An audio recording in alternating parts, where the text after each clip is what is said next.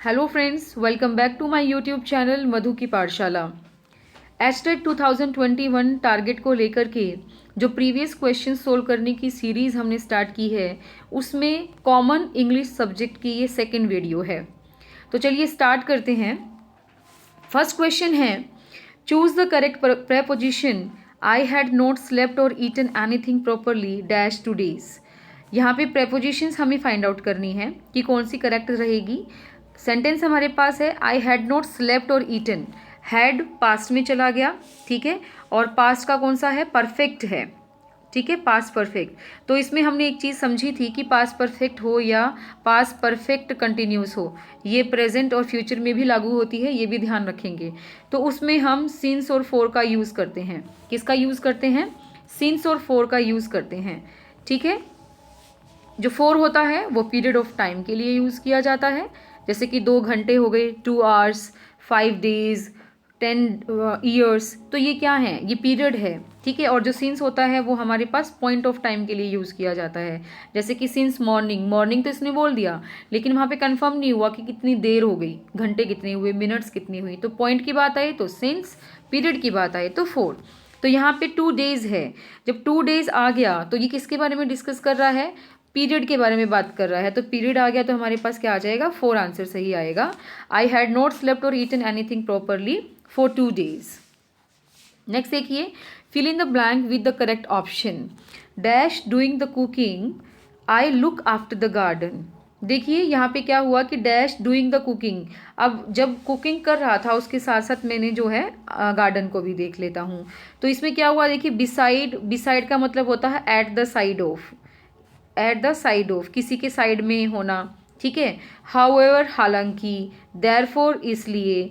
तो अब इसमें हमारे पास जो ये है ऑप्शन बिसाइड्स, इसका मतलब होता है इन एडिशन टू, यानी कि उसके साथ साथ कोई हमने काम कर लिया, ठीक है। क्या आ जाएगा? In addition to. तो यहाँ पे रहेगा हमारे पास बिसाइड्स, ठीक है। Besides doing the cooking I look after the garden. So first third point जो है हमारे पास करेक्ट हो गया। नेक्स्ट देखिए, choose the correct synonym for the word given below. हमारे पास जो वर्ड है वो क्या है? गैलेंट। क्या है? गैलेंट। गैलेंट का मतलब होता है जो बहादुरी से रिलेटेड होता है। तो बहादुरी से रिलेटेड हमारे पास और मीनिंग हमें ढूंढना पड़ेगा, क्योंकि सिनोनियम हमें ढूंढना है वैलियंट, इम्पोलाइट, रूड और फियरफुल। देखिए फियरफुल तो डरावना हो गया, ये गलत हो जाएगा। रूड जो होता है वो क्या होता है? निर्दयी होता है, ठीक है। और इम्पोलाइट जो पोलाइट नहीं होता। तो ये तीनों ही ऑप्शन कट गए। क्या रह गया हमारे पास? वैलियंट। वैलियंट का मतलब होता है बहादुर, ठीक है। तो बहादुर, तो वो क्या हो जाएगा? गैलेंट से रिलेटेड हो गया, सिनोनिम हो गया। नेक्स्ट देखिए, choose the correct option for the underline word. Our parents have raised us to be a good citizen. हमारे पेरेंट्स ने हमें गुड सिटीजन बनाने में बहुत हेल्प की है। तो यहाँ पे जो ऑप्शंस हैं, brought up, brought by, brought out, brought down. देखिए मैं एक एक को बता देती हूँ। ये सारे फ्रेज जो हैं हमारे पास अलग अलग मीनिंग को लिए हुए हैं, हालांकि वर्ब सेम है, लेकिन जैसे ही प्रेपोजिशन इनके साथ चेंज हुई ना तो उनका मीनिंग चेंज हो गया। जैसे कि ब्रॉट डाउन है लास्ट हमारे पास, इसका मतलब क्या होता है? टू मेक समथिंग या समवन लोज पार, किसी की पार को कम करना। डाउन, डाउन से क्या हो जाता है? किसी चीज़ को कम लेकर आना, नीचे लेकर आना। तो डाउन से क्या बन गया? टू लोज पार, ठीक है। एंड ब्रोट आउट का मतलब होता है आउट, कोई चीज़ बाहर निकल कर आना, यानी कि टू प्रोड्यूस समथिंग, कोई चीज़ उगाना, बनाना, ठीक है, टू प्रोड्यूस समथिंग।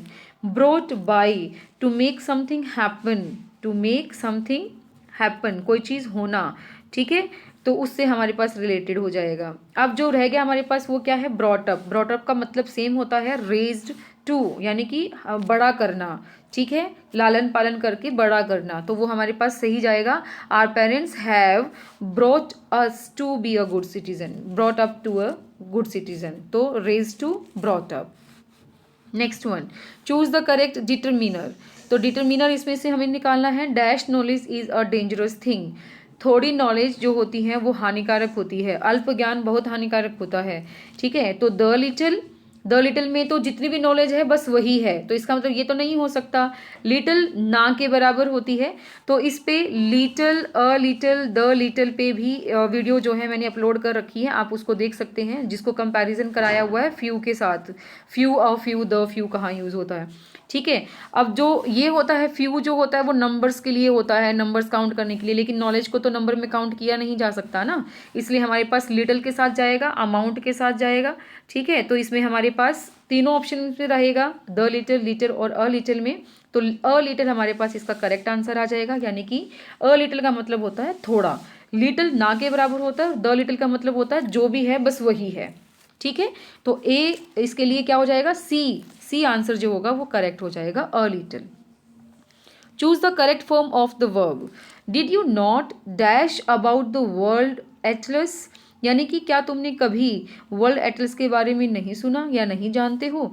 तो अब देखिए डिड आ गया, डिड किस में आता है हमारे पास, पास्ट टेंस में आता है, ठीक है। और पास्ट का भी कौन सा, अगर ये second form of the verb use हो रही है तो भी सिंपल पास्ट आ जाएगा, ठीक है, पास्ट इंडेफिनिट।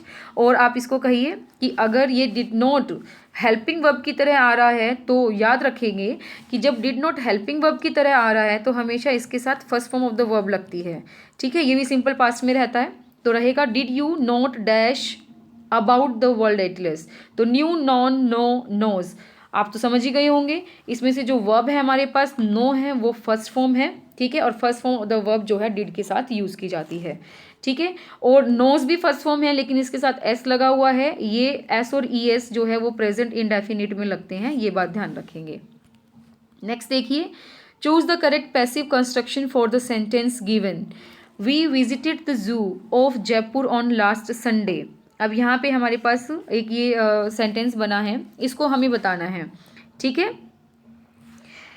ध्यान से सुनिएगा इस चीज़ को, ये जो वॉइसेस हैं ये बहुत इंपॉर्टेंट है, ये भी आपको डिटेल में करवाई हुई है मैंने, मेरी प्लेलिस्ट जा कर के देखेंगे वॉइसेस की, तो अलग अलग रूल्स को लेकर के बनाई हुई है, ये कहीं पर भी होच पोच होने का चांसेस आपको नहीं मिलेंगे, ठीक है। तो देखिए सबसे पहले क्या करते होते हैं, जो इसमें ऑब्जेक्ट होता है उसको सब्जेक्ट बनाते हैं।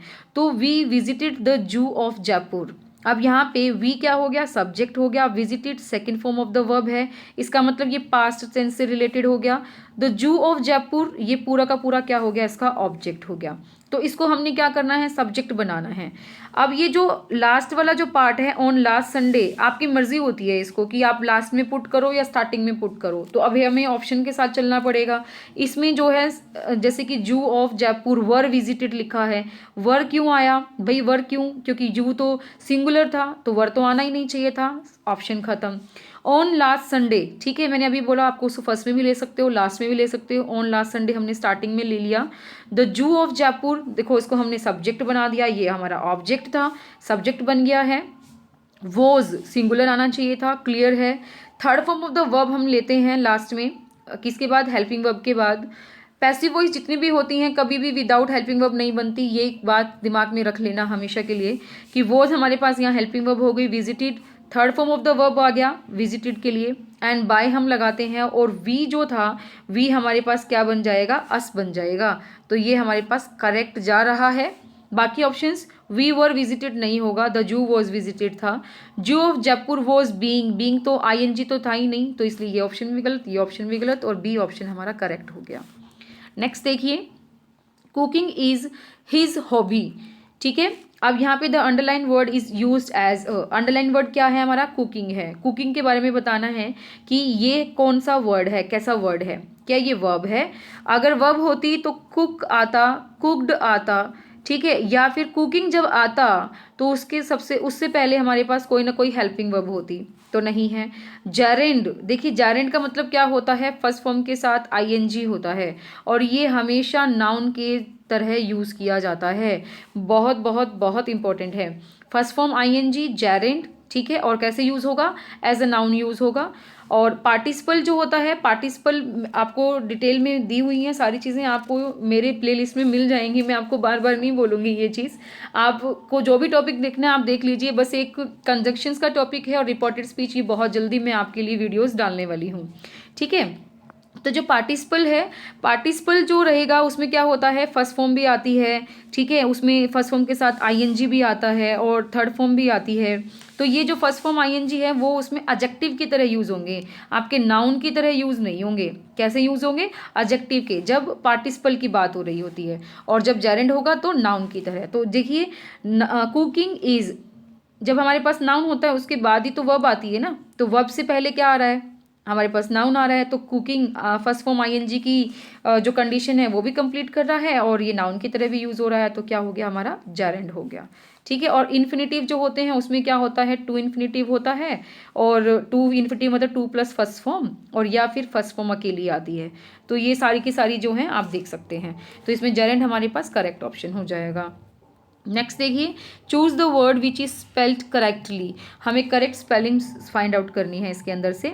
तो इसमें ये बहुत इजी है, COMMITED, T हो जाता है, उसमें गलत हो गया, COMMITED, ये ठीक हो जाएगा। इसमें डबल ई किया हुआ है, इसमें भी डबल ई किया हुआ है, ये गलत, ये गलत, तो आपका सेकेंड पार्ट करेक्ट हो गया। नेक्स्ट देखिए, fill in the blank by choosing the correct option. The headmaster and the secretary dash present in the meeting. देखिए हेडमास्टर एक हमारे पास सब्जेक्ट हो गया, द सेक्रेटरी हमारे पास सेकंड सब्जेक्ट हो गया, और ये दोनों किससे जुड़े हुए हैं, एंड से जुड़े हुए हैं।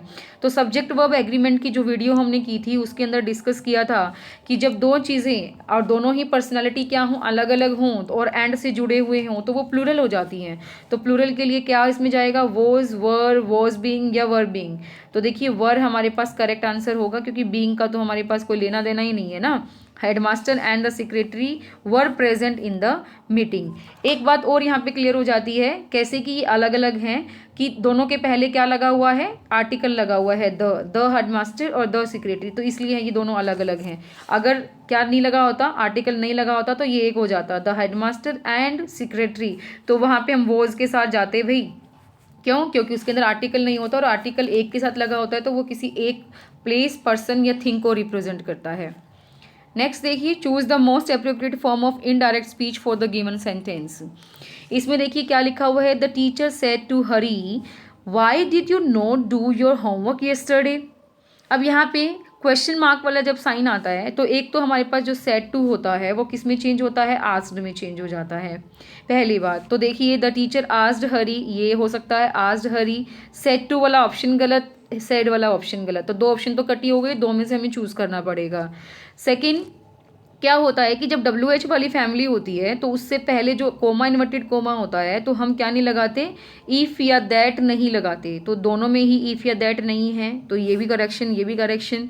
तो वाई डिड यू नॉट, एक बात जो बहुत ज़्यादा इंपॉर्टेंट है वो आपको मैं बता देती हूँ यहाँ पे, कि जो पैसिव वॉइस होता है ना उसके अंदर तो जो फॉर्मेशन ऑफ सेंटेंस होती है ना वो सेम रहती है, कि अगर वो नेगेटिव है तो नेगेटिव रखो, इंटरोगेटिव है तो इंटरोगेटिव रखो, लेकिन जो हमारे पास रिपोर्टेड स्पीच होती है ना उसके अंदर सारे ही सेंटेंसेस अफर्मेटिव हो जाते हैं, यानी कि सिंपल सेंटेंसेस बन जाते हैं उनके। ठीक है, तो इसमें हमें ये चीज़ तो बहुत अच्छे से ध्यान देनी पड़ेगी। तो the teacher asked Hari why had he not gone, तो हैड ही से पहले अगर हेल्पिंग वर्ब आ गई तो वो तो क्वेश्चन मार्क की सेंस दे रही है ना, तो क्वेश्चन मार्क तो हमारा आता ही नहीं है, इसलिए हमारे पास क्या रहेगा, the teacher asked Hari why he had not, ये ठीक रहेगा। हैड में ही रहता है, he had not done his homework. अब यहाँ पे देखिए क्या लिखा हमने, वाई यू चेंज हो गया किसके अकॉर्डिंग, हरी के अकॉर्डिंग, ये सब्जेक्ट ऑब्जेक्ट की तरह चेंज होता है। ठीक है, सेकंड पर्सन जो होता है ऑब्जेक्ट के अकॉर्डिंग चेंज होता है, ऑब्जेक्ट हरी है, हरी से ही बन गया। डिड नॉट डू था तो वो हैड नॉट डन हो गया। सेकंड फॉर्म जो होती है वो किस में चेंज होती है, हैड प्लस थर्ड फॉर्म में चेंज हो जाती है। ठीक है, तो यहाँ पे जो था डिड नॉट जो था वो सेकंड, हम कह सकते हैं कि ये पास्ट इंडेफिनिट था, तो पास्ट इंडेफिनिट किस में चेंज हो जाता है, पास्ट परफेक्ट में चेंज होता है, तो हैड नॉट डन आ गया। और योर था, योर फिर चेंज होगा हरी के अकॉर्डिंग, तो वो हो जाएगा ही हिज हिम, हिज हो जाएगा होमवर्क द प्रीवियस डे। अब यहाँ पे ये थोड़ी सी मिस्टेक है, फुल स्टॉप आएगा ना कि क्वेश्चन मार्क आएगा। ठीक है, तो हमारा जो बी पार्ट है वो क्या हो गया, करेक्ट हो गया।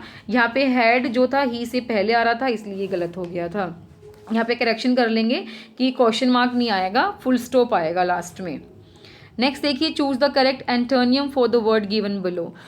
एंटोनियम यानी कि विलोम शब्द हमें ढूंढना है। बैंकरप्ट, बैंकरप्ट का मतलब होता है जिसका दिवालिया निकल जाता है, तो पेनीलेस का मतलब हो गया जिसके पास कुछ नहीं होता। इनसॉल्वेंट भी हमारे पास नेगेटिव सेंस देता है। एक बात आप क्लियर कर लीजिए, जब भी किसी वर्ड के साथ इन लगा हुआ होता है तो वो नेगेटिव सेंस देता है, वो उसका ऑपोजिट हो जाता है। और रूइंड का मतलब भी होता है जो जिसका सब कुछ बर्बाद हो गया हो। तो इसलिए हमारे पास तीनों ही ऑप्शंस जो होंगे वो गलत हो जाएंगे। और क्या ऑप्शन बच जाएगा हमारा, सॉल्वेंट जो है इसका क्या हो जाएगा, एंटोनियम हो जाएगा बैंकरप्ट का। नेक्स्ट देखिए, fill in the blank with appropriate preposition. Preposition हमें फाइंड आउट करनी है इसमें। I paid the bill dash cash, मैंने बिल जो है कैश में पे किया तो वो हो जाएगा in cash. I paid the bill in cash. At cash नहीं, फॉर कैश नहीं, विद कैश नहीं, हमने लिखना है इन कैश। नेक्स्ट देखिए, choose the correct modal. Modal हमें बताना है यहाँ पे। Some people dash ski better than others. Ski का मतलब क्या होता है, बर्फ पर चलना, ठीक है। वो जो हम स्काई स्टिक्स होती है ना, ठीक है, वो लेकर के स्काई पोल जिसको हम बोलते हैं, उनको लेकर के जब बर्फ पे वॉक करते हैं तो उसको बोलते हैं स्काई, ठीक है। तो वो क्या हो गया। अब इसमें सम पीपल, अब ये एबिलिटी के बारे में बात कर रहा है ना, कि कुछ लोग ऐसे होते हैं जो क्या कर सकते हैं, स्काई कर सकते हैं, यानी कि बर्फ पर चल सकते हैं अदर्स के मुकाबले बेटर तरीके से। तो ये एबिलिटी है, और एबिलिटी के लिए हम क्या लगाते हैं, कैन लगाते हैं प्रेजेंट के लिए, कुड लगाते हैं पास्ट के लिए, ठीक है। तो इसमें हमारे पास option must, can, could, should, तो यहाँ पे सिंपल जाएगा कैन के साथ, क्योंकि कोई पास्ट की बात नहीं कर रहा है, तो कैन एबिलिटी के लिए आ गया। देखिए नेक्स्ट कौन सा है, choose the correct word for the sentence a man who is womanish in his habits. यानी कि एक ऐसा आदमी जिसके अंदर थोड़ी बहुत क्वालिटीज़ जो हैं वो औरतों जैसी दिखाई देती हैं, तो उस आदमी को हम क्या बोलेंगे। देखिए 4 ऑप्शन हमारे पास हैं, इसमें से हम सारे ऑप्शंस को ही डिस्कस करेंगे। एर्सोनिस्ट जो होता है वो क्या होता है, person who deliberately sets fire to a building, यानी कि जो किसी बिल्डिंग पर फायर को सेट कर लेता है डेलिबरेटली, जानबूझ करके, ठीक है, वो एर्सोनिस्ट होता है। एपिक्योर का मतलब होता है a person who takes particular pleasure in food and drink, जो खाने पीने में जो है अपनी खुशियाँ ढूंढता है, वो एपिक्योर हो जाएगा। अब यहाँ पे देखिए फेमिनेट, जो फेमिनेट है वो वर्ड ही किससे रिलेटेड है, वुमन से रिलेटेड है, तो ये हो जाएगा फेमिनेट इसका answer. A man who is womanish in his habits. और फिल्टी का मतलब क्या होता है, लॉयल्टी टू लॉर्ड, जो लॉयल रहता है अपने लॉर्ड की तरफ, ठीक है, अपने भगवान या अपने जो भी वो जिसको लॉर्ड मानता है उसके लिए वो होता है फिल्टी। तो सी ऑप्शन हमारा इसका करेक्ट आ जाएगा। ये हमने किए हैं 15 क्वेश्चंस किससे रिलेटेड, हमारे इंग्लिश सब्जेक्ट से रिलेटेड, जो कॉमन इंग्लिश एस्टेट के पेपर में आती है। आई होप कि आपको वीडियो अच्छी लगी होगी, आपने बहुत अच्छे से इसको देखा होगा, ठीक है। अगर कोई डाउट आपको लगता है तो आप कमेंट बॉक्स में डाल सकते हो। अदरवाइज अगर आपको वीडियो अच्छी लगती हैं तो लाइक शेयर कर दीजिए और बने रहिए मधु की पाठशाला के साथ for more updates. Thank you very much.